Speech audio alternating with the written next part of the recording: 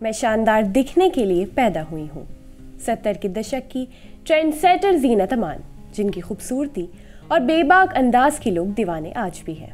आदाब, आप देख रहे हैं आवाज़ वॉइस और मैं हूँ आपके साथ अमीना माजिद। ज़ीनत अमान एक ऐसा नाम जो आज भी लोगों की ज़बान पर है।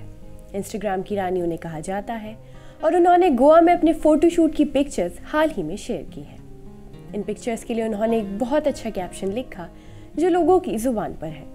उन्होंने लिखा कि बस मुझे बर्ड ऑफ पैराडाइज कहें, शानदार दिखने और हमेशा उड़ान भरने के लिए तैयार रहने के लिए पैदा हुई हूँ मैं। ज़ीनत अमान शुरू से चर्चा में रही हैं, पर क्या आप जानते हैं ज़ीनत अमान की माँ एक महाराष्ट्रियन ब्राह्मण थी और उनके पिता अमानुल्लाह खान भोपाल के राजसी परिवार से थे। अमानुल्लाह खान ने दूसरे राइटर्स के साथ मिलकर मुग़ल आज़म और पाकीज़ा जैसी फिल्मों की पटकथाएं में लिखी है। एक लेखक के रूप में उन्होंने अपना नाम अमान रखा था। ज़ीनत अमान का असली नाम तो ज़ीनत खान है, लेकिन फिल्मों में कदम रखने से पहले ज़ीनत ने अपने पिता का ये लेखन वाला उपनाम अपने नाम के साथ जोड़ लिया था। एक्टिंग से पहले ज़ीनत अमान को फैशन इंडस्ट्री में उतरने की चाहत हुई।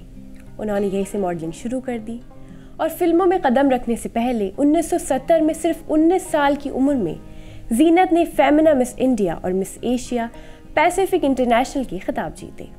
ये खिताब जीतने वाली ज़ीनत पहली दक्षिण एशिया महिला बनी। फिल्मों में ज़ीनत अमान का शुरुआती करियर तो बहुत मुश्किलों से भरा रहा।